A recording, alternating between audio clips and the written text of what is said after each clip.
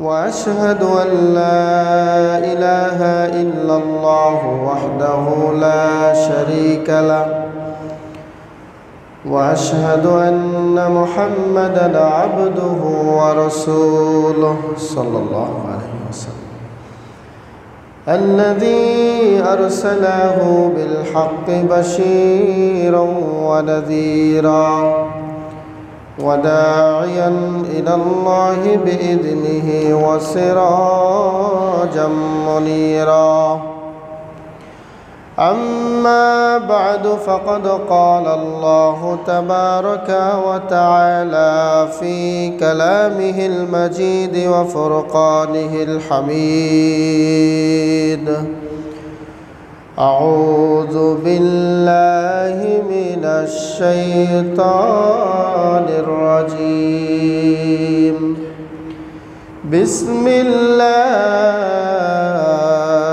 الرحمن الرحيم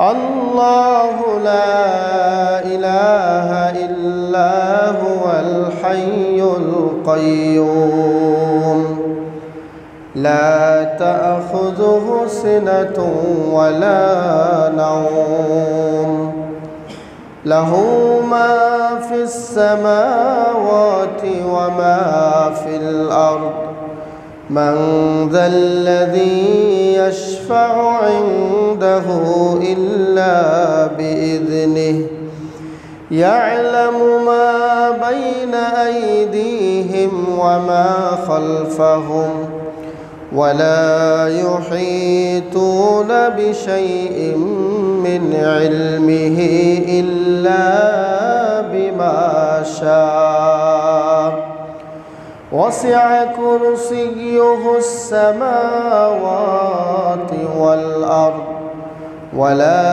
يؤوده حفظهما وهو العلي العظيم. سورة البقرة. عن أبي هريرة رضي الله تعالى عنه قال قال رسول الله صلى الله عليه وسلم لقنوا موتكم لا إله إلا الله رواه البخاري ومسلم أو كما قال عليه الصلاة والسلام. وقال النبي الأمين صلى الله عليه وسلم من قرأ آية الكرسي دبر كل صلاة مكتوبة لم يمنعه من دخول الجنة إلا الموت أو كما قال عليه الصلاة والسلام. উপস্থিত মসজিদের সম্মানিত মুসল্লিয়ানে কেরাম, জবানিকার অন্তরালে শ্রদ্ধাস্পতিনী স্নেহাশিস মা ও ভগ্নীগণ, খুতবার শুরুতেই আমরা মহান রবের দরবারে কালিমাত শুকর আদায় করি। সকলেই জবান খুলে বলি আলহামদুলিল্লাহ। অগণিত অসংখ্য দরুদ ও সালাম নবী মুহাম্মদ রাসূলুল্লাহ সাল্লাল্লাহু আলাইহি ওয়াসাল্লামের প্রতি আমরা সকলেই পড়ি সাল্লাল্লাহু আলাইহি ওয়াসাল্লাম। বাদ আলহামদুলিল্লাহ। শুরুতেই আপনাদেরকে প্রশ্ন করি, ত্রিমোহনীর ভাইয়েরা, আপনারা সবাই কেমন আছেন? আলহামদুলিল্লাহ। আমি আপনাদের মাঝে নতুন নই, এর আগে আরেক দিন এসেছিলাম, তো সেই সুবাদে আমিও ভালো আছি। আপনাদের শ্রদ্ধেয় ইমাম সাহেব আমাকে দাওয়াত দিয়েছেন বিধায় আমি আবার আপনাদের মাঝে এসেছি আপনাদের ভালোবাসায়। আমিও আপনাদের জন্য দোয়া করি, আল্লাহ পাক আপনাদের সকলকে সর্ব অবস্থায় ইমানের ওপরে সুস্থ থাকার তৌফিক দান করুক বলে আমিন। এবং সবাই যেন একসাথে যেদিন কিয়ামতের মাথায় উঠব সেদিন যেন আল্লাহ আমাদেরকে জান্নাতি বান্দা হিসেবে কবুল করে নেন, আমরা বলি আমিন। তো আমি আপনাদের সামনে মহাগ্রন্থ আল কোরআনুল কারিমের সূরাতুল বাকারার একটি আয়াতে কারিমা তেলাওয়াত করেছি। আয়াতটির নাম কি বলেন তো? সবাই জানে, আয়াতুল কুরসি। 6236টি আয়াতের মধ্যে এই আয়াতটিকে বলা হয়েছে সর্বশ্রেষ্ঠ আয়াত। বলেন সুবহানাল্লাহ। একদা উবাই বিন কাব রাদিয়াল্লাহু তাআলা আনহুকে আল্লাহ নবী বললেন, হে উবাই, আইয়ু আয়াতিন আযমু ফিল কোরআন। সহিহ বুখারীর বর্ণনা। হে উবাই, তুমি বলো তো কোরআনের মধ্যে সর্বশ্রেষ্ঠ আয়াত কোনটি? উবাই বিন কাব বললেন কুলতুল্লাহু ওয়া রাসূলুহু আ'লাম। দেখেন কত বিনয়, জানতেন এরপরেও তিনি বলেন নাই, এই আশায় দেখে আল্লাহর নবীর মুখ থেকে নতুন কিছু শোনা যায় কিনা। সুবহানাল্লাহ, জানার পরেও বলতেন না। আর আজকে কিছু কিছু লোক দেখবেন একটা কথা জানলে এটা দিয়ে ফতোয়া দিতে দিতে একেবারে অবস্থা খারাপ। যেখানে আলেম আছে, যেখানে ইমাম আছে, যেখানে বিজ্ঞ আলেম আছে, তারা থাকা সত্ত্বেও এই 2-4টা চটি বই পড়েই ফতোয়া দিতে আসে। কথা বলেন ঠিক কিনা? এই উবাই বিন কাবের জীবনী থেকে আমাদের শিক্ষা নিতে হবে। তিনি জানতেন যে কোরআনের সর্বশ্রেষ্ঠ আয়াত হলো আয়াতুল কুরসি, কিন্তু আল্লাহর নবীকে উত্তর কি দিলেন? কুলতুল্লাহু ওয়া রাসূলুহু আ'লাম। আমি বললাম আল্লাহ এবং তার রাসূলই ভালো জানেন। সুবহানাল্লাহ। এবার উবাই বিন কাবকে আবার বললেন, হে উবাই, বলো না আইয়ু আয়াতিন আযমু ফিল কোরআন, কোরআনের মধ্যে সর্বশ্রেষ্ঠ আয়াত কোনটি? তখন তিনি বললেন কুলতু আয়াতুল কুরসি, আল্লাহু লা ইলাহা ইল্লা হুয়াল হাইয়ুল কাইয়্যুম। সাথে সাথে এবার উবাই বিন কাবকে আল্লাহর নবী তার ডান হস্ত দ্বারা বুকের ভেতরে একটা চাপড় মারলেন আর বললেন লিয়াহলিকাল আমাল লিয়াহলিকাল ইলমু ইয়া আবুল মুনদির, হে আবুল মুনদির, হে উবাই বিন কাব, ইলম তোমার জন্য আরো বড় হোক, তোমার ইলমটা আরো বৃদ্ধি হোক, তুমি বড় প্রজ্ঞাবান হয়ে যাও, তুমি বড় ব্যক্তি হয়ে যাও, তুমি বড় আলেম হয়ে যাও। আমি আল্লাহর কাছে দোয়া করে, আমরা সকলেই জানি কোরআনুল কারীমের সর্বশ্রেষ্ঠ কারীর নাম হলো উবাই বিন কাব রাদিয়াল্লাহু আনহু। বলেন সুবহানাল্লাহ। উবাই বিন কাব ছিলেন সুন্দর কারী এবং সুন্দরভাবে কোরআন তেলাওয়াত করতে পারতেন। সম্মানিত হাজিরিন, তাহলে আমরা এই পর্যায়ে কি বুঝলাম? কোরআনের সর্বশ্রেষ্ঠ আয়াত হচ্ছে আয়াতুল কুরসি। আচ্ছা, এবার আপনারা বলুন, এত আয়াত থাকতে এই আয়াতটিকে আল্লাহ কেন সর্বশ্রেষ্ঠ বললেন? কেন এইভাবে লিপিবদ্ধ করলেন? নবী কেন বললেন যে আয়াতটি সর্বশ্রেষ্ঠ? যতগুলো কারণ আছে, এতগুলো কারণ বললে খুতবার সময় হবে না। শুধু সংক্ষেপে বলি, এই কোরআনের এই আয়াতটি আয়াতুল কুরসি সর্বশ্রেষ্ঠ হওয়ার যেই কারণগুলি আছে তন্মধ্যে প্রধান এবং প্রথম যে কারণ সেটি হলো এই আয়াতের মধ্যে আল্লাহ নিজের পরিচয় গাইড করেছেন। বলেন সুবহানাল্লাহ। নিজের পরিচয় তিনি ইন্সপায়ার করেছেন, তিনি উপস্থাপন করেছেন। সাথে সাথে তার পরিচয় দেওয়ার সাথে সাথে তিনি সেখানে একত্ববাদ তাওহীদের কথা আলোকপাত করেছেন। বলেন সুবহানাল্লাহ। শুধু তাই নয়, এই আয়াতে তার ক্ষমতার কথা বলেছেন, তার পাওয়ার কেমন, তার ক্ষমতা কেমন। এতগুলো আলোচনা করার কারণেই এই আয়াতটিকে বলা হয়েছে আযমু আয়াতিন ফিল কোরআন, কোরআনের মধ্যে সর্বশ্রেষ্ঠ আয়াত। এটা পড়বেন তো ইনশাআল্লাহ। বিশ্বনবী সাল্লাল্লাহু আলাইহি ওয়াসাল্লাম বলেছেন, মান করাআ আয়াতাল কুরসি দুবুরা কুল্লা সালাতিন মাকতুবা লাম ইয়ামনাহু মিন দুখুলিল জান্নাতি ইল্লাল মাউত। যে ব্যক্তি প্রত্যেক ফরজ সালাতের পরে আয়াতুল কুরসি পাঠ করে, এই ব্যক্তি জান্নাতে যেতে কোনো কিছুই বাধা থাকে না। বলেন সুবহানাল্লাহ। লোকটা মরে না তাই জান্নাতে যায় না। সুবহানাল্লাহ বললেন না? তাহলে আয়াতুল কুরসি পাঠ করতে হবে ফরজ সালাতের পরে। এখন এখানে আরেকটি প্রশ্ন, আমরা নামাজই পড়ি না, নামাজেরই আমাদের খেয়াল নাই। আজকে আসছি হয়তো অনেকে জুমার নামাজে, জুমার দিনে না গেলে কেমন লাগে, হিন্দু হিন্দু লাগবে, এই জন্য আসছি। আস্তাগফিরুল্লাহ।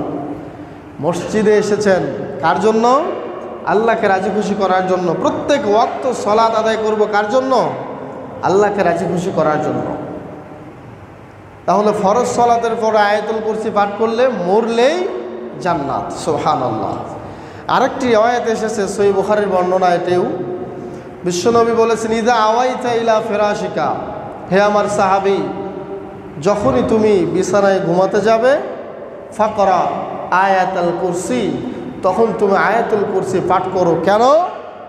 যদি তুমি বিছানায় যাওয়ার সময় ঘুমানোর আগ মুহূর্তে এই আয়াতটি পাঠ করে ঘুমিয়ে যাও, সারা রাত্র আল্লাহর পক্ষ থেকে একজন ফেরেশতা তোমার জন্য পাহারাদার হয়ে থাকবে, কোনো কিছুই তোমার কোনো ক্ষতি করতে পারবে না।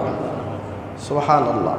দেখেছেন আল্লাহ রাব্বুল আলামিন কিভাবে আমাদেরকে হেফাজত করতে চান, আমাদেরকে কিভাবে সুন্দর মতো সুস্থ থাকতে চান, সুস্থ থাকতে চান। এটা আল্লাহ রাব্বুল আলামিন চান, কিন্তু আমরা তো চাই না, আমরা চাই না। এই জন্য ঘুমানোর সময় ওই যে বেদিনরা বা বিধর্মীরা যেভাবে ঘুমায় আমরা ওইভাবে ঘুমাই। অন্তত শুয়ে শুয়ে হলেও এই আয়াতটি পাঠ করে ঘুমায়া যাবেন, বলেন ইনশাআল্লাহ। তাহলে ত্রিমোহনীর মসজিদ থেকে আমরা আজকে জানলাম প্রত্যেক ফরজ সালাতের পরে এবং ঘুমানোর আগে আমরা আয়াতুল কুরসি তেলাওয়াত করব, বলেন ইনশাআল্লাহ। এবার আসুন আয়াতুল কুরসি নিয়েই আজকে আমার আলোচনা। এই আয়াতের মধ্যে আল্লাহ 10টি কথা বলেছেন। কয়টি কথা বলেছেন? 10টি। এই 10টি কথা সংক্ষেপে বলেই আমি আমার খুতবা শেষ করব ইনশাআল্লাহ। অনেকের হয়তো বা মুখস্থ আছে, অর্থ জানি না, অথবা অর্থ জানলেও এই অর্থের মধ্যে কি তথ্য নিহিত আছে এটাও জানি না। হয়তোবা সাদা সিধা অর্থ পড়েই আমরা বুঝেই ফেলছি যে আয়াতুল কুরসির অর্থ আমরা জানি। কখনো নয়। কারণ কুরআনুল কারীমের আয়াতের অর্থ পড়লেই যে এটার হক আদায় হয়ে গেল তা কিন্তু নয়।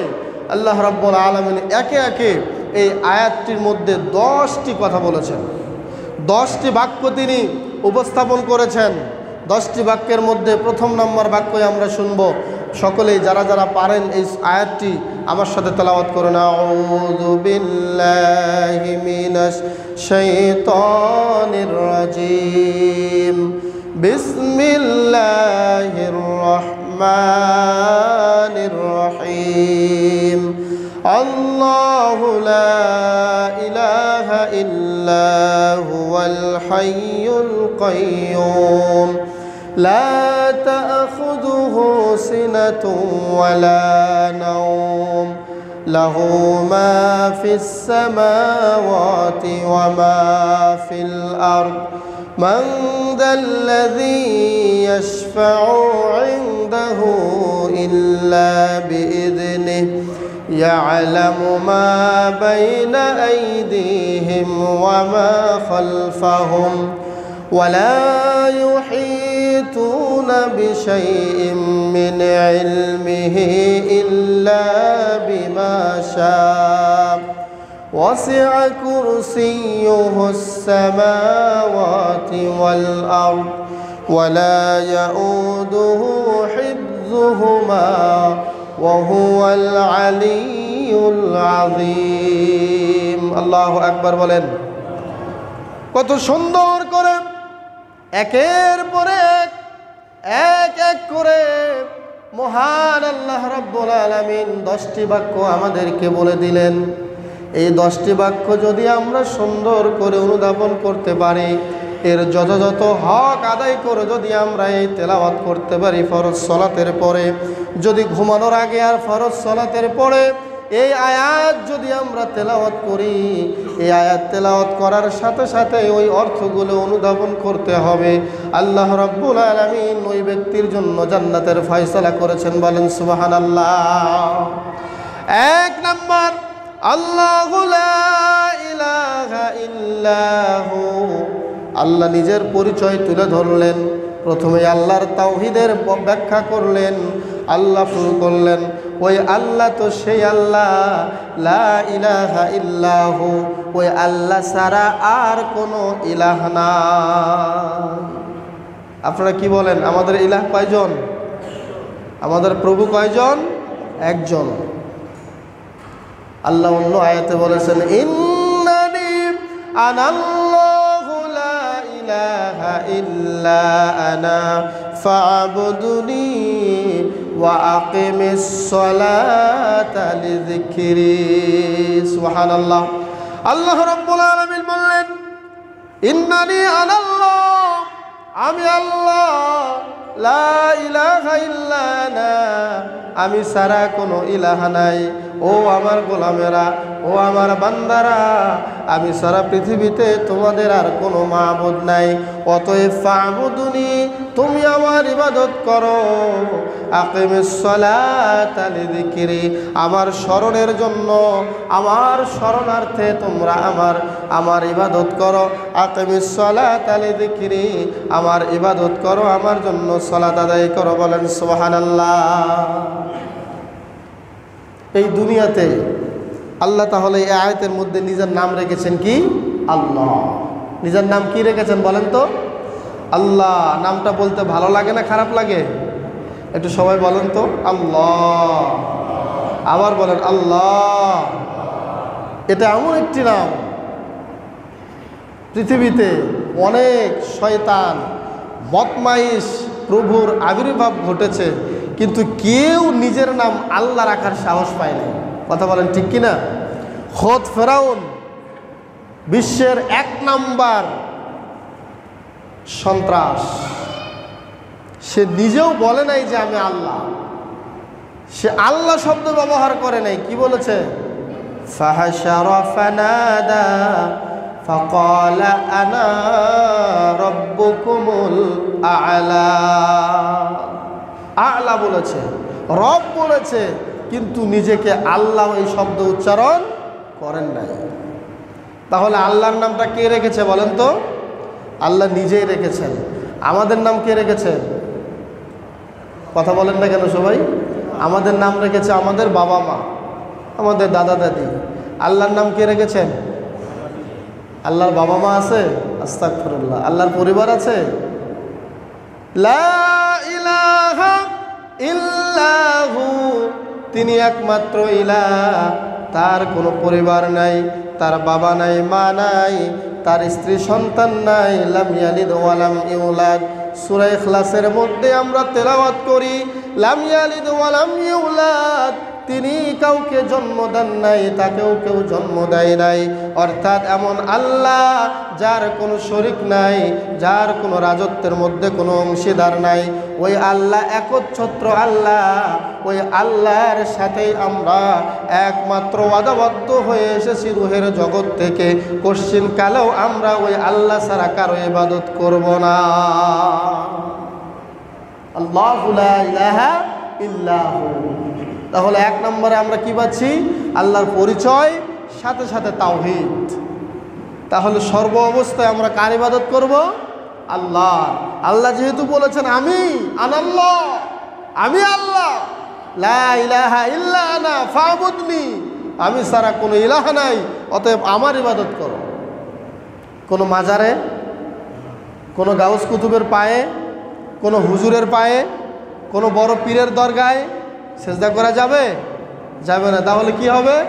আল্লাহু লা ইলাহা ইল্লাহু, এটা তার জীবন থেকে কেটে যাবে, সে ইসলাম থেকে খারিজ হয়ে যাবে, সে ডাইরেক্ট মুশরিক। এই বাংলাদেশের একজন আলোচক আছে, নাম তাহেরি, শোনেন নাই? কি বলে জানেন? একটা শের বলি তাকে কিভাবে আপনি আলেম বলতে পারেন? আমার প্রশ্ন আসে। আলেম কোনোদিন মাজার পূজা করতে পারে না, আলেম কোনোদিন এভাবে ভণ্ডামি করে গান গাইতে পারে না। বলে আল্লাহর ধন রাসূলকে দিয়া আল্লাহ গেলেন গায়েব হইয়া। বলেন নাউজুবিল্লাহ। রাসূলের ধন খাজা পাইয়া শুইয়া আছে আজমিরে, কেউ ফেরে না খালি হাতে, খাজারে তোর দরবারে। বলেন নাউজুবিল্লাহ। ভাইয়েরা আমার, এই তাহেরি কেন? তাহেরির 14 পুরুষও যদি এই আকীদায় থাকে, আল্লাহু লা ইলাহা ইল্লাল্লাহ ইল্লাহু, এই আয়াতের অস্বীকার করেছে, এই আয়াতকে অস্বীকার করার কারণে সে মুসলিম নাই, সে এখন মুশরিকে পরিণত হয়েছে। আমরা তাকে আহ্বান জানাই, তুমি প্রকাশ্যে এসে তওবা করতে হবে, নচেত আল্লাহর ইসলাম থেকে তুমি বের হয়ে গিয়েছো। এমন আকীদা নিয়ে তুমি জনগণকে ধোঁকা দিচ্ছ। এই জন্যই আল্লাহর নবী বলেছেন 3 শ্রেণীর ব্যক্তিকে দিয়ে জাহান্নাম শুরু করা হবে, জাহান্নামের উদ্বোধন হবে। ওই 3 শ্রেণীর মধ্যে 1 শ্রেণী আছে নাম করা আলেম, যাদের নামটা হবে আলেম কিন্তু কাম থাকবে না। এরা শুধু নামেই আলেম কিন্তু কাজেই হচ্ছে জাহেল। ইলমের সাথে আমলের কোনো মিল নাই, এই লোকটাকে দিয়েই আল্লাহ জাহান্নাম শুরু করবেন। সম্মানিত উপস্থিতি, তাহলে 1 নম্বরে আমরা তাওহীদের শিক্ষা পেলাম। আল্লাহ শুরুতে কি বললেন? আমি আল্লাহ, আমি ছাড়া কোনো ইলাহ নাই। এর বিপরীতে আসে শিরিক। দেখেন, লা ইলাহা ইল্লাল্লাহ, এখানে আছে লা আল্লাহু লা ইলাহা ইল্লাহু। ওই হুর জায়গায় কি বসবে বলেন তো? আল্লাহ। ওই হুটাকে আল্লাহ, ওই হুটাই হচ্ছে আল্লাহ। এখানে জমিরে মারফু মুত্তাসিল, এই জমিরটা দিয়েই নিসবত করা হয়েছে আল্লাহর দিকে। ওই আল্লাহ ছাড়া কোনো ইলাহ নাই। বিশ্বনবী যখন মারা গেলেন, মিশকাতুল মাসাবিহির মধ্যে, কিতাবুল ইমানের মধ্যে লম্বা একটা হাদিস এসেছে। আমি শুধু ঘটনাটুকু বুঝাই আমি আমার দ্বিতীয় কথায় চলে যাব। যখন বিশ্বনবী মারা গেলেন, তখন ওসমান বিন আফফান, ইসলামের 3য় খলিফা, নাম শোনেন নাই? রাসূলের জামাই। তিনি মাথাটা নিচের দিকে দিয়ে হাঁটু দুটো উঁচু করে তিনি 2 হাঁটুর মাঝখানে মাথাটা ঢুকে দিয়ে তিনি গভীর চিন্তায় পড়ে গেলেন। রাস্তার এক পার্শ্বে বসে বসে কি যেন চিন্তায় পড়ে আছেন। ফামাররা আলাইহি ওমর রাদিয়াল্লাহু আনহু, পাশ দিয়ে ওমর রাদিয়াল্লাহু তাআলা আনহু যাওয়া শুরু করলেন, রাস্তা ধরলেন। ফাসাল্লামা আলাইহি, ওসমান বিন আফফানকে ওমর সালাম দিলেন, আসসালামু আলাইকা ইয়া ওসমান।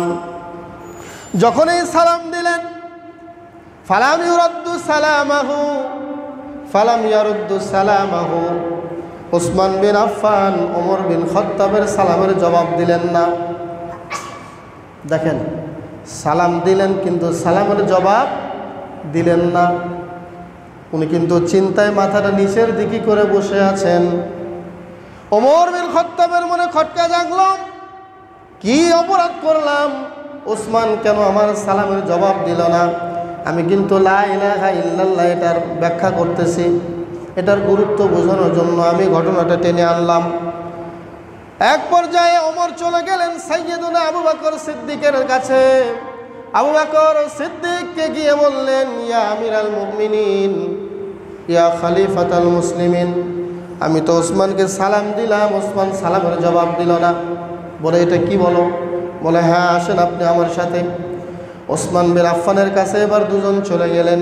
ফাসাল্লামা জামিআ, সহিহ বুখারীর বর্ণনা বলছি, দুইজনে একসাথে ওসমান বিন আফফানকে এবার সালাম দিলেন। সালাম দেওয়ার পরে এবার ওসমান ঘুরিয়ে দাঁড়ালো, দাঁড়িয়ে বললেন, আপনারা হঠাৎ করে আমার এখানে? এবার আবু বকর বলছে, ভাই ওসমান, আপনাকে ওমর সালাম দিয়েছে, আপনি সালামের জবাব দেন নাই, কারণটা কি? বলছে, কোথায়? আমার কাছ তো ওমর আসে নাই, আমি তো সালাম শুনিও নাই। এবার আপনারা বলুন, ওসমান কি মিথ্যা বলতেছে নাকি? জীবনে কোনোদিন একটা মিথ্যা কথা বলে নাই। জান্নাতের সুসংবাদ প্রাপ্ত সাহাবী, দুনিয়াতে বেঁচে থাকতেই জান্নাতের সার্টিফিকেট পেয়েছেন, একটা কথাও মিথ্যা বলেছেন বলে প্রমাণ পাওয়া যায় না। তিনি আস্ত ডাইরেক্ট বলতেছেন, ওমর আমাকে সালাম দেয় নাই। এবার বলেন, তাহলে ওমর কি মিথ্যা বলছে নাকি? না, দুইজনই সত্য কথা বলছেন। এবার আবু বকর সিদ্দিক বলছেন, হে ওসমান, হয়তোবা তুমি এমন কোনো একটি বিষয় নিয়ে চিন্তায় পড়েছিলে, তোমার পাশ দিয়ে কে গেল, তোমাকে কি বলল না বলল, কে সালাম দিল অথবা না দিল, হয়তোবা তুমি খেয়াল করো নাই, হয়তোবা তুমি এটা খেয়াল না করার কারণেই বলছো তোমাকে ওমর সালাম দেয় নাই, কিন্তু আমি বলে দিচ্ছি ওমর তোমাকে সালাম দিয়েছে। এবার ওসমান বিন আফফান বলল, জি জি, আমি একটি বিষয় নিয়ে চিন্তায় পড়ে আছি। এবার সাইয়্যিদুনা আবু বকর বললেন, বলুন আপনি সেই কি বিষয়ে চিন্তায় ছিলেন? এবার ওসমান বিন আফফান বললেন, ইয়া আমিরাল মুমিনিন, ইয়া সাইয়্যিদানা, হে আমাদের সরদার, আমি যে বিষয় নিয়ে চিন্তা করেছিলাম সেটি হলো, একজন মানুষ যখন মারা যায়, আমরা তো উম্মতে মুহাম্মাদি, আল্লাহর নবী দুনিয়া থেকে চলে গেলেন, কিন্তু নবীর কাছ থেকে এই কথাটা আমি শুনতে পারি নাই যে একজন মানুষকে কিভাবে জাহান্নাম থেকে মুক্তি দেওয়া হবে, কি কারণে, কি কাজ করে মারা গেলে তাকে জাহান্নাম থেকে মুক্তি দেওয়া হবে। এই কথাটা শোনার আগেই তিনি মৃত্যুবরণ করেছেন। এই চিন্তায় আমার মাথা কাজ করতেছে না, আমি চিন্তায় বিভোর, আমার পাশ দিয়ে কে গেল আমি টের পাইনি। সুবহানাল্লাহ বললেন না? দেখেছেন, শুধু রাসূল কি আমাদের জন্য কেঁদে গিয়েছেন নাকি সাহাবীরাও কেঁদেছেন? সাহাবীরাও আমাদের জন্য কেঁদে গিয়েছেন।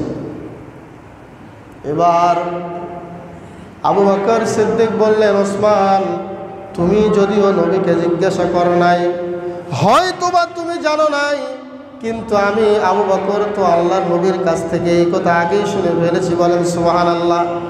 এর নামই হচ্ছে মুরব্বী, এর নামই হচ্ছে বড়, এর নামই হচ্ছে আমার আগে যারা দুনিয়াতে এসেছে, দুনিয়া সম্পর্কে তাদের জ্ঞান বেশি আছে। কথা বলেন ঠিক কিনা? তিনিও বড়, তিনি সমস্ত উম্মতের লিডার, সমস্ত উম্মতের সর্দার হলো আবু বকর সিদ্দিক রাদিয়াল্লাহু আনহু। তিনি বললেন, ভাই ওসমান, তোমাকে আমি বলি, আমি নবীর কাছ থেকে শুনেছি, মান কবিলা মিন্নি আল কালিমাতুল্লাতী আররাস্তু আলা আম্মি ফাহিয়া লাহু নাজা। হে আমার সাহাবীরা, শোনো শোনো, আমি আমার চাচা আবু তালেবের কাছে যেই কালেমাটা পড়তে বলেছিলাম চাচা, ওই কালেমাটা বলেন লা ইলাহা ইল্লাল্লাহ। এই কালেমাটা আপনি পাঠ করে মারা যান, বাকিটা আমি দেখব। আল্লাহর কাছে আপনার জন্য আমি আল্লাহর কাছে ক্ষমা চাবো। কিন্তু আমার চাচা আবু তালেব ওই কালেমাটি পাঠ করে নাই, কিন্তু আমার উম্মতের মধ্য থেকে যারা এই কালেমা পাঠ করতে করতে একদিন মারা যাবে, আমার উম্মতকে, ওই উম্মতকে একদিন না তো একদিন আল্লাহ জাহান্নাম থেকে মুক্তি দিবেন। বলেন সুবহানাল্লাহ। চিন্তা করেছেন? তাহলে আল্লাহু লা ইলাহা ইল্লাহু এর গুরুত্ব কম না বেশি? মানুষ যখন মারা যায়, মারা যাওয়ার মুমূর্ষ অবস্থায় কোরআন তেলাওয়াতের কথা আল্লাহর নবী বলেন নাই, কোনো অনুষ্ঠানের আয়োজনের কথা আল্লাহর নবী বলেন নাই। আল্লাহর নবী শুধু বলেছেন, লাকিনু মাউতাকুম লা ইলাহা ইল্লাল্লাহ, তোমরা তোমাদের মুমূর্ষ ব্যক্তিকে লা ইলাহা ইল্লাল্লাহর তালকিন দাও। ফাইন কানা আখিরু কালামি লা ইলাহা ইল্লাল্লাহ ফাদখালাল জান্নাহ, যে ব্যক্তি এই কালেমা পড়তে পড়তে মারা যাবে, তে সরাসরি জান্নাতে চলে যাবে। ভাইরা আমার, এটা ব্যাখ্যা করলে আরও অনেক দূরে চলে যাবে। মাত্র 1 নম্বরে আসি, সময় খুতবার সংক্ষিপ্ত সময়। তাহলে 1 নম্বরে আমরা কি পেলাম? আল্লাহু লা ইলাহা ইল্লাহু, তিনি আল্লাহ যিনি, তিনি ছাড়া আর কোনো ইলাহা নাই। অতএব আমরা যদি আল্লাহর সাথে কাউকে শরীক না করি, আল্লাহর তাওহীদ যদি ঠিক রাখি, অবশ্যই একদিন না তো একদিন আমরা জান্নাতে যাব। বলেন সুবহানাল্লাহ। কেন? আল্লাহ হাদিসে কুদসিতে বলেছেন, আল্লাহর নবী বলেছেন, লাউ আতাইতানি বিকুরাবিল আরদি খতায়া, সারা জমিন ভরা পাপ নিয়ে তোমরা গোলাম আমার সামনে যদি দাঁড়ায় যাও, তাহলে আমি আল্লাহ সারা জমিন ভরা বস্তা ভরা ক্ষমা নিয়ে তোমাদের সামনে দাঁড়িয়ে যাব, তোমাদেরকে সব গুনাহ ক্ষমা করে দেব। কিন্তু শিরক যদি করো, আমার সাথে তাওহীদ বন্ধ না করে, তাওহীদের বন্ধুত্ব স্থাপন না করে যদি শিরকে আচরণ করো, আমি আল্লাহ তোমাদেরকে ক্ষমা করব না। তাহলে 1 নম্বরের শিক্ষা পেলাম, তাওহীদের শিক্ষা। আল্লাহ নিজের নাম দিয়ে, তাওহীদ দিয়ে, একত্ববাদের ঘোষণা দিয়ে আয়াতুল কুরসি শুরু করেছেন। বলেন সুবহানাল্লাহ। তাহলে 1 নম্বরে আমরা আপনাদের ত্রিমোহনী কেন্দ্রীয় মসজিদ থেকে জানিয়ে দেই যে আমরা আল্লাহর সাথে শিরিক করব না, আমরা একমাত্র একজন ইলাহের ইবাদত করব। তিনি কে বলেন তো? আল্লাহ। ওই আল্লাহর ইবাদত করব, দুনিয়াতে আর কারো ইবাদত করব না। নাম্বার 2, আল হাইয়ুল কাইয়ুম। আল হাইয়ুল কাইয়ুম তার মানে হলো, আল হাইয়ু মানে চিরঞ্জীব, যার কোনো ক্ষয় নাই, যার কোনো লয় নাই। তিনি সূচনাহীনভাবে অতীত, তার কোনো শুরু নাই, কোনো শেষও নাই। এবার আপনারা বলুন তো, আমরা মরবো না? আমরা মরবো না? আমরা অবশ্যই মারা যাব। আমাদের দাদা, আমাদের পরদাদা, আমাদের নাতিপুতি, আমাদের স্ত্রী পরিবার, কেউ কি আজীবন থাকবো? কিন্তু অনেকের বক্তব্যে আমরা শুনি, অমুক চিরজীবী হোক, অমুক চিরজীবী হোক। চিরজীবী একমাত্র একজন, তার নাম কি? আল্লাহ। আল্লাহ রাব্বুল আলামিন দ্বিতীয় বাক্যে তার 2টি সিফাতি নাম গুণবাচক দুইটি নামের কথা তিনি তুলে ধরলেন। আল হাইয়ুল কাইয়ুম। আল হাইয়ুল কাইয়ুম মানে হলো চিরঞ্জীব, চিরস্থায়ী, সব কিছুর রক্ষণাবেক্ষণ যিনি করেন, সব কিছুর তদারকি যিনি করেন, তিনি হলেন কাইয়ুম। কুল্লু মান আলাইহা ফান ওয়া ইয়াবকা ওয়াজহু রাব্বিকা যুল জালালি ওয়াল ইকরাম। দুনিয়ার সব ফানা হয়ে যাবে, সব কিছু বিলীন হয়ে যাবে, একমাত্র ওয়া ইয়াবকা ওয়াজহু রাব্বিকা যুল জালালি ওয়াল ইকরাম, ওই আল্লাহর চেহারাই ঠিক থাকবে। আল্লাহ সারা দুনিয়ার সব ফানা হয়ে যাবে। বলেন সুবহানাল্লাহ। আল্লাহ ছাড়া দুনিয়া সব কিছু কি হয়ে যাবে? ফানা হয়ে যাবে। সম্মানিত হাজিরিন, তাহলে 2 নম্বর বাক্যে আমরা আল্লাহর 2টি নাম দেখতে পাচ্ছি। একটা হচ্ছে আল হাই, আল কাইয়ুম। সমস্ত কিছুর রক্ষণাবেক্ষণের দায়িত্ব কার? সব কিছু রক্ষণাবেক্ষণ কে করেন? আল্লাহ করেন। তিনি দীর্ঘজীবী, তিনি চিরজীবী, চিরঞ্জীব, চিরস্থায়ী। তার মতো এরকম চিরস্থায়ী কেউ নাই। তার মরণ আছে? তিনি মারা যাবেন? মারা যাবেন না। আপনি যদি প্রশ্ন করেন তাহলে কবে থেকে আল্লাহ? আল্লাহ যে কবে থেকে তার কোনো সূচনা নাই, তিনি সূচনাহীনভাবেই আছেন। এবং তিনি যে সব কিছু সংরক্ষণ করেন, কথার কথা, কোনো কিছু সংরক্ষণ যদি আল্লাহ না করতেন, আমাদের মানুষের দ্বারা এটা সম্ভব নয়। আপনি রাত 2টা বাজে উঠে তাহাজ্জুদের সালাত আদায় করলে ওই সময়ও আপনার ডাকে সাড়া দেওয়ার দায়িত্ব কার? আল্লাহ। এর নাম আল কাইয়ুম। যখন দোয়া করবেন, দোয়াতে এই 2টা নাম রাখবেন। এই 2টি নামকে ইসমে আজম বলা হয়েছে। এক সাহাবী দোয়া করতেছেন, ইয়া হাইয়ু ইয়া কাইয়ুম। আল্লাহর নবী বললেন যে আর এই সাহাবী তো ইসমে আজম দিয়ে দোয়া পাঠ করতেছে। বলেন সুবহানাল্লাহ। আল্লাহর নবী দোয়া করতেন এভাবে, ইয়া হাইয়ু ইয়া কাইয়ুম বিরহমাতিকা আস্তাগীস। হে চিরঞ্জীব, হে চিরস্থায়ী, আপনার রহমতের আশা করি। আসলিহলি শানি কুল্লা, তুমি আমার সব বিষয়গুলো সমাধান করে দাও। ওয়ালা তাকিন্নি ইলা নাফসি তরফাতা আইন, এবং কোনো কাজ হে আল্লাহ আপনি আমার দিকে ফিরে দিয়েন না। সব কিছু আপনি আপনার কাছেই রেখে আমাকে আপনি রক্ষণাবেক্ষণ করুন। বলেন সুবহানাল্লাহ। এই জন্য দোয়াতে যখন দোয়া করবেন তখন এই 2টি নাম উল্লেখ করবেন, ইয়া হাইয়ু ইয়া কাইয়ুম।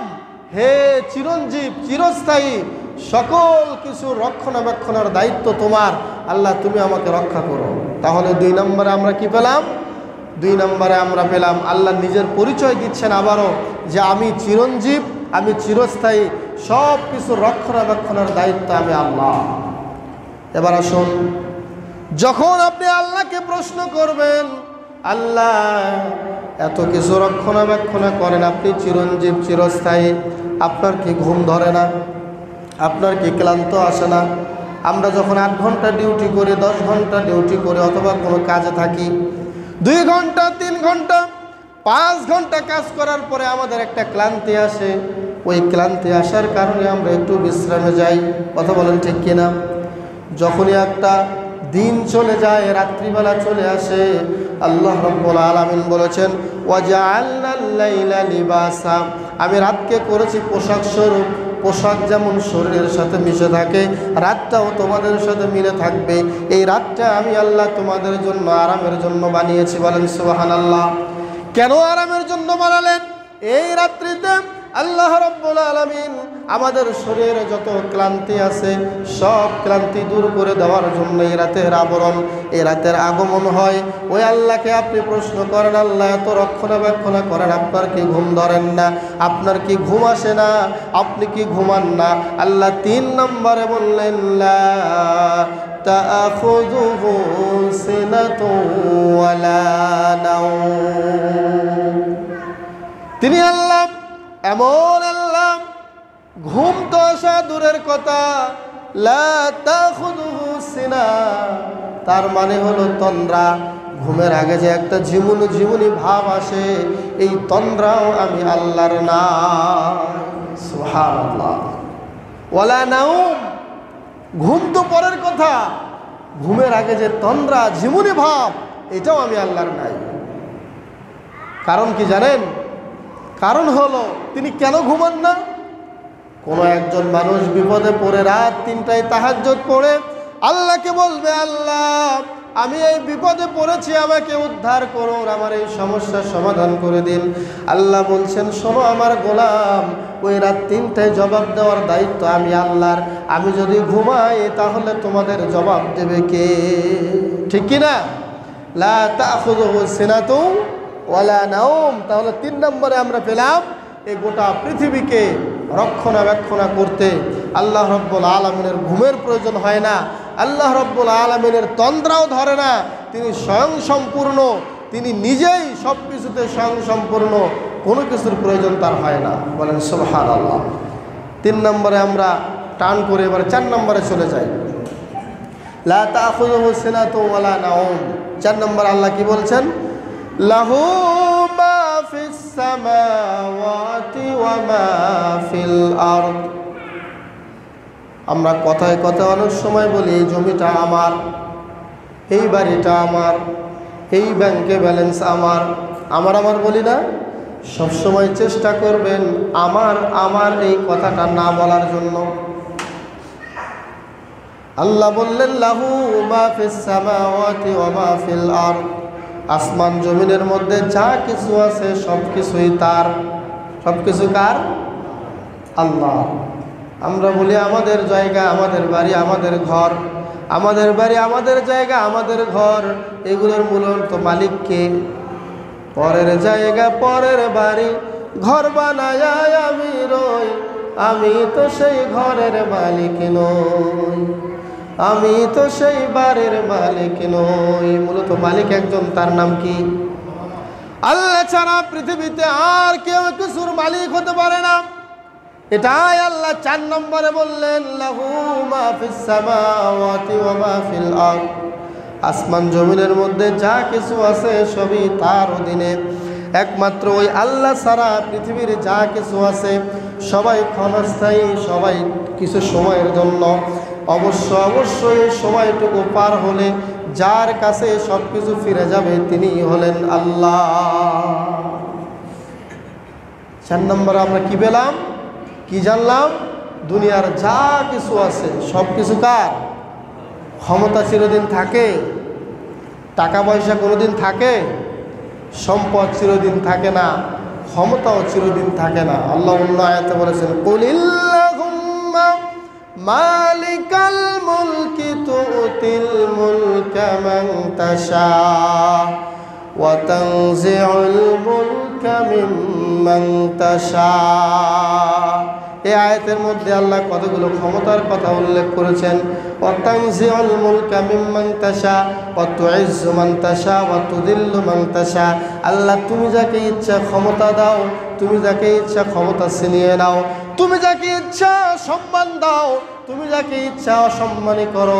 বিয়াদিকাল খায়র, তোমার হাতেই সকল ক্ষমতা। অতএব লাহু মা ফিস সামাওয়াতি ওয়া মা ফিল আরদ। তারই জন্য আসমান এবং জমিনের মধ্যে যা কিছু আছে তারই। তিনি ছাড়া এই দুনিয়ার মধ্যে আর কোনো মালিক নাই।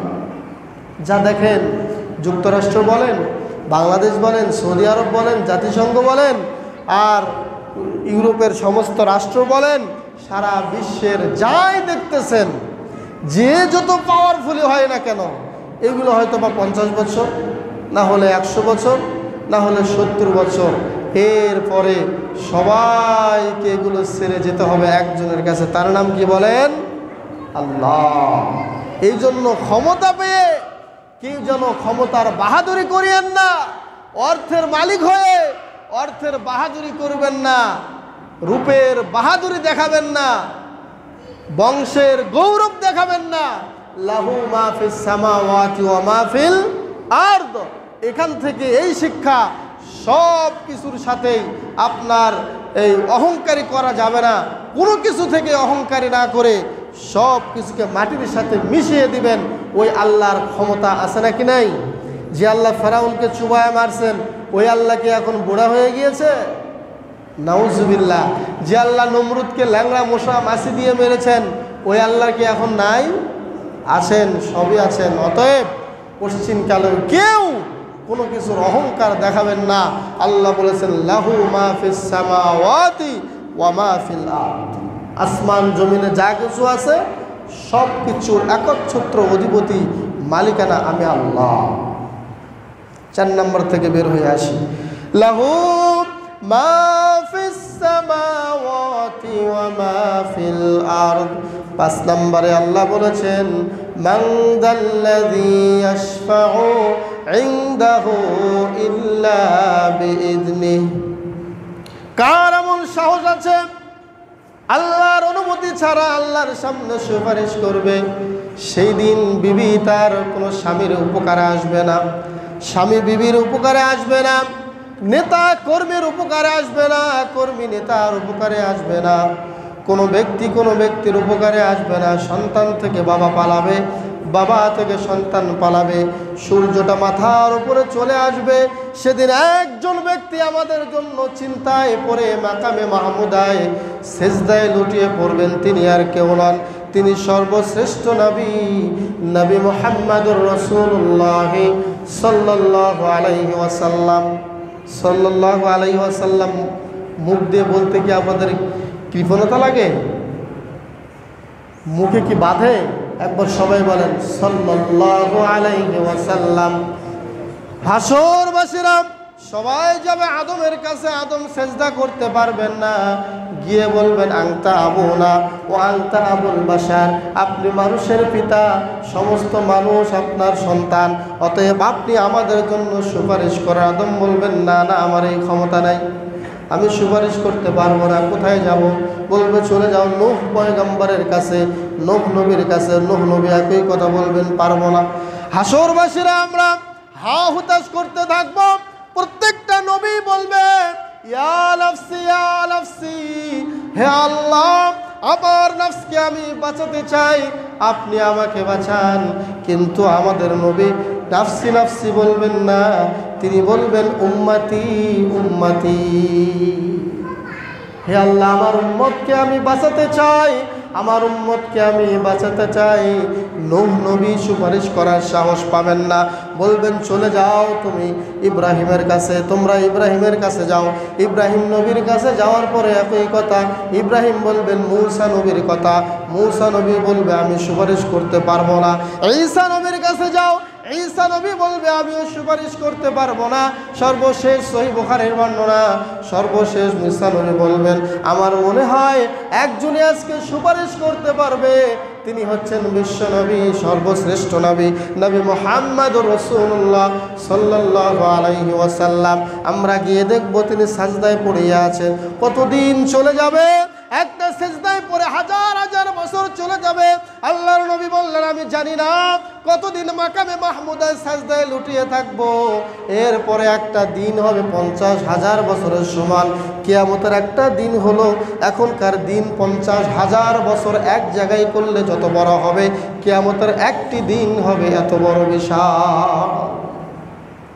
সাজদায় লুটিয়ে থেকে ক্রন্দন করবেন। আল্লাহ বলবেন ইরফা রাসাকা ইয়া মুহাম্মদ, মুহাম্মদ আপনি আপনার মাথা উঠান, ইশফা তুশাফা, সুপারিশ করেন, সুপারিশ কবুল করা হবে। ওয়াসাল তোতা, তুমি যা চাও তাই দেওয়া হবে, আর বিলম্ব করা হবে না।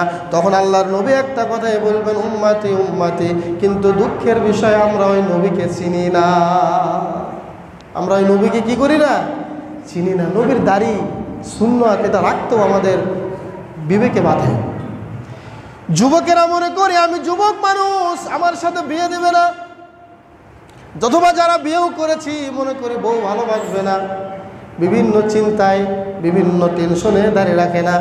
আপনারা একটু বলুন তো, আল্লাহ যেখানে আপনার দাড়ি দরকার সেখানে দাড়ি দিয়েছেন, এটা আপনার পুরুষত্বের প্রকাশ। আপনি যে একজন বেড়া মানুষ, আপনি যে একজন পুরুষ মানুষ, এটার বহিঃপ্রকাশ হলো আপনার দাড়ি। দাড়ি যদি সেভ করেন তার মানে হলে আপনি পুরুষ থাকতে চাচ্ছেন না, আপনি মহিলা হতে চান। আল্লাহ আপনাকে চুল দিয়েছেন, আল্লাহ আপনাকে সুন্দর দাড়ি দিয়েছেন, সুন্দর চেহারা দিয়েছেন, এই চেহারাটা কেন আপনি লঙ্ঘন করে যাচ্ছেন প্রতিদিন প্রতিবার? অতএব আপনাদেরকে আমি আহ্বান জানাই, ওই আল্লাহতে এমন আল্লাহ যে আল্লাহর সামনে আমাদের নবীর সুপারিশ কবুল করা হবে, ওই নবীর সুপারিশ পেতে হলে মুখে দাঁড়িয়ে রাখতেই হবে। কথা বলেন ঠিক কি না? তাহলে একজন সুপারিশ করতে পারবেন, তার নাম কি? মুহাম্মদ রাসূলুল্লাহ সাল্লাল্লাহু আলাইহি ওয়াসাল্লাম। এরপরেও আরও নবী, আরও কিছু কিছু নবী বা সিদ্দিক, শহীদ যারা বা নেককার বান্দা যারা, তাদেরকে আল্লাহ সুপারিশ করার জন্য বলবেন। কিন্তু আপনি যাকে পীর মানছেন, ওই পীরের অবস্থা কি হবে পীরই তো জানে না। কথা বলেন ঠিক কি না? এই জন্য কোনো ব্যক্তিকে নির্দিষ্ট করে ইবাদত করা যাবে না। সর্ব অবস্থায় কার ইবাদত করব? আমরা আল্লাহর ইবাদত করব। সম্মানিত উপস্থিতি, 5 নম্বরে আমরা কি জানলাম? সুপারিশের মালিকানা আল্লাহ যাকে দিবেন সেই সুপারিশ করতে পারবে কিয়ামতের মাঠে। তাছাড়া কিয়ামতের মাঠে কেউ সুপারিশ করার দুঃসাহস করবে না। মান যাল্লাযী ইয়াশফাউ ইনদাহু ইল্লা বিইذনি। 6 নম্বরে আল্লাহ বললেন, ইয়ালামু মা বাইনা আইদিহিম ওয়া মা খালফাহুম। আমাদের আগের পরের সব কিছুর খবর জানেন কে? সব কিছুর খবর কে জানেন? আল্লাহ জানেন। দেখেন আল্লাহ একের পরে এক কত সুন্দর করে আমাদেরকে বোঝাচ্ছেন। হয়তোবা ঘরের ভেতরে জানালা দরজা লাগিয়ে আমি কোনো অন্যায় কাজ করলে এটা হয়তো আল্লাহ দেখবেন না। আল্লাহ দেখবেন? যদি দেখেন তাহলে আমরা করি কেন? অতল গহ্বরে, সমুদ্রের অতল গহ্বরে কোনো কিছু করলে সেটাও বুঝে আল্লাহ দেখেন না? দেখেন কি দেখেন না? হুয়াল আউয়ালু ওয়াল আখিরু ওয়াদ যাহিরু ওয়াল বাতিন। তিনি শুরুতে, তিনি শেষে, তিনি গোপনে, তিনি প্রকাশ্যে, তিনি আমাদের আগের পরের সব কিছু জানেন। অতএব কোশ্চিন কালেও তার চোখের বাইরে আমরা যেতে পারবো না। এই জন্য আল্লাহ বললেন, ইয়ালামু মা বাইনা আইদিহিম ওয়া মা খালফাহুম। একজন ছাত্র শিক্ষককে ফাঁকি দিতে পারে কিন্তু আল্লাহকে নয়।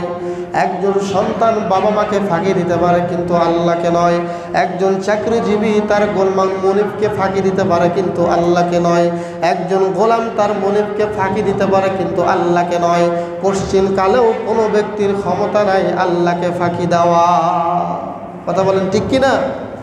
তাহলে আমরা কোনো কিছুই জানি না, একমাত্র জানেন কে? আল্লাহ।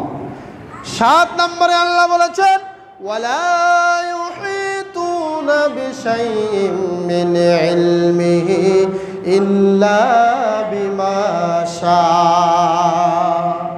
ওয়ালা ইউহিতুনা, মানুষেরা কোনোদিন তার ইলমকে বেষ্টন করতে পারে না।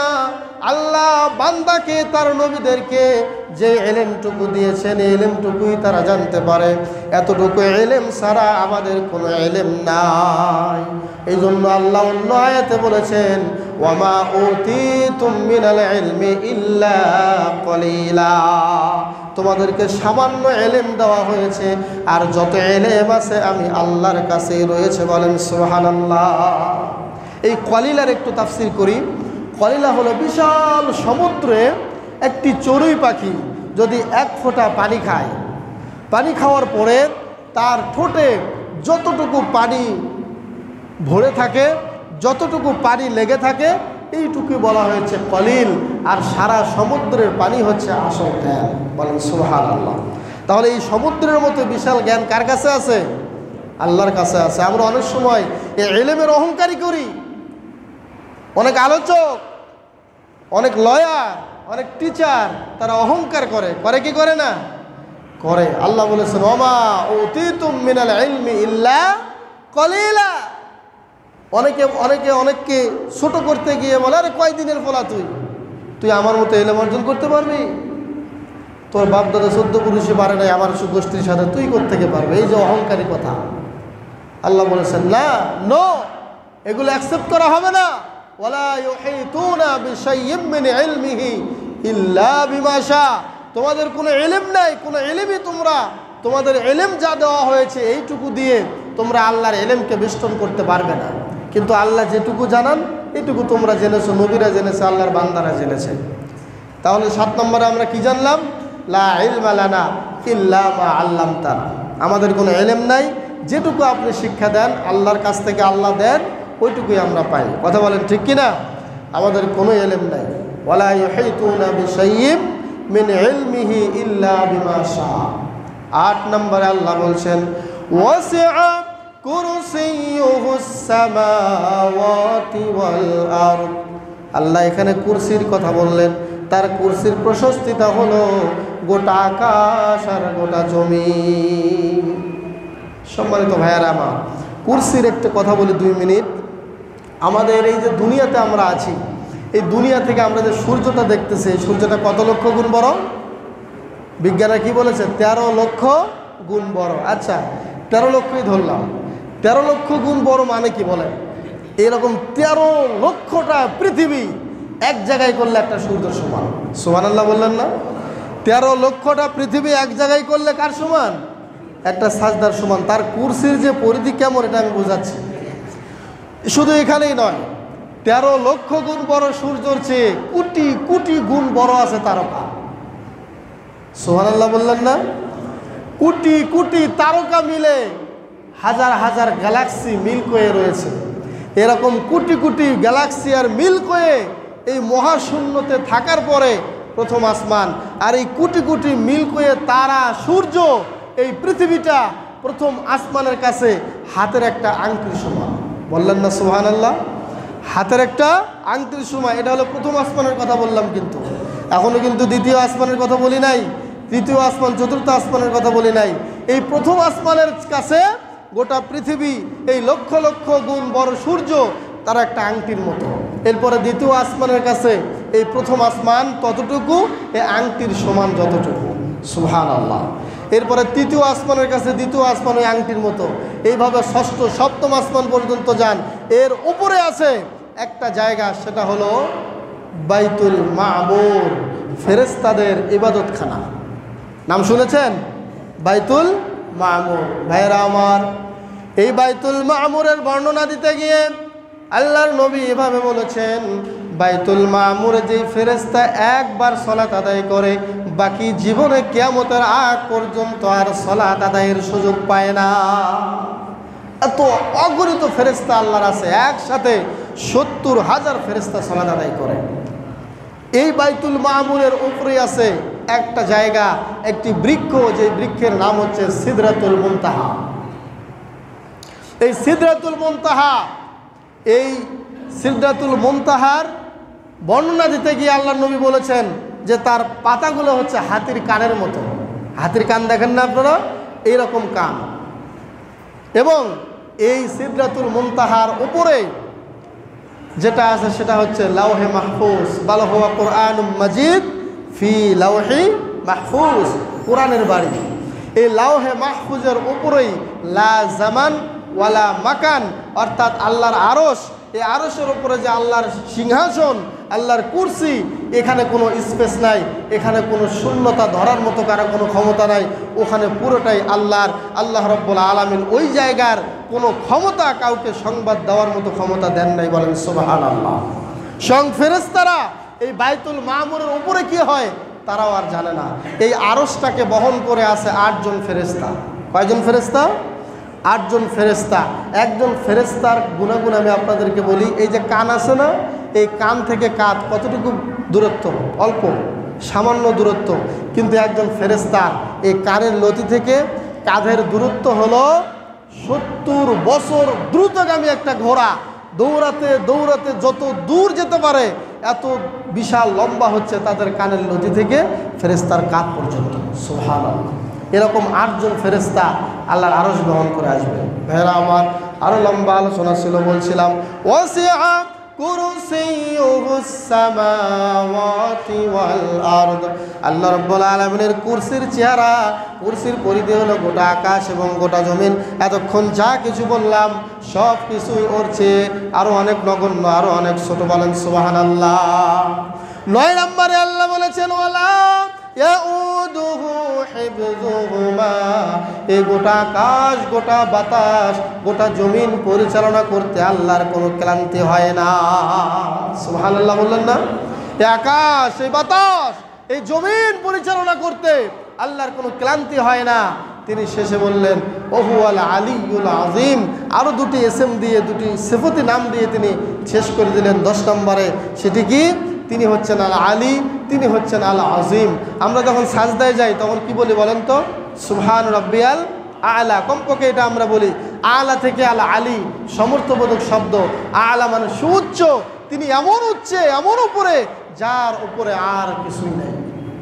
এই জন্য আমরা বলি সাজদায় গিয়ে সুবহান রাব্বিয়াল আলা, আল্লাহ তুমি তো সবার উপরে, এই জন্য তোমার বরত্বের, তোমার সুউচ্চের পবিত্রতা বর্ণনা করছি। সুবহানাল্লাহ। এরপরে আল আজিম, তিনি এমন মহান, তার সাথে কোনো ক্ষমতায় টপগানোর মতো, তার ক্ষমতা ধরার মতো এমন কোনো সাহস, এমন কোনো ব্যক্তি পৃথিবীতে কেউ নাই। তিনি যে এত মহান, তিনি যে এত বিশাল, তার বিশালত্ব, তার বরত্ব আমাদের কন্ট্রোলে আসবে না। তিনি একমাত্র মহান, যেই মহানের কোনো ব্যাখ্যা হয় না। তিনি একমাত্র বিজয়ী, যেই বিজয়ের কোনো ব্যাখ্যা হয় না। একমাত্র এগুলোর ব্যাখ্যা তিনিই জানেন। তিনি হচ্ছেন আল্লাহ। বলেন সুবহানাল্লাহ। তাহলে একে একে কয়টা শিখলাম? 10টি কথা। আল্লাহু লা ইলাহা ইল্লাহু আল হাইয়ুল কাইয়ুম লা তাখুযুহু সিনাতুন ওয়ালা নাওম লাহু মা ফিস সামাওয়াতি ওয়া মা ফিল আরদ মান যাল্লাযী ইয়াশফাউ ইনদাহু ইল্লা বিইذনিহি ইয়ালামু মা বাইনা আইদিহিম ওয়া মা খালফাহুম ওয়া লা ইউহীতুনা বিশাইইন মিন ইলমিহি ইল্লা বিমা শাআ ওয়াসি'a কুরসিয়্যুহুস সামাওয়াতি ওয়াল আরদ ওয়া লা ইয়াউদুহু হিফযুহুমা ওয়া হুয়াল আলিয়্যুল আযীম। বলেন সুবহানাল্লাহ। একে একে আয়াতুল কুরসির মধ্যে আল্লাহ 10টি কথা বলেছেন। আল্লাহ পাক আমাদের সকলকে যেন এই আয়াতের মর্ম বুঝে এই 10টি বিষয়ের প্রতি খাঁটি ইমানদার হওয়ার এবং সেই অনুযায়ী আকীদা রাখার তৌফিক দান করেন বলে আমিন।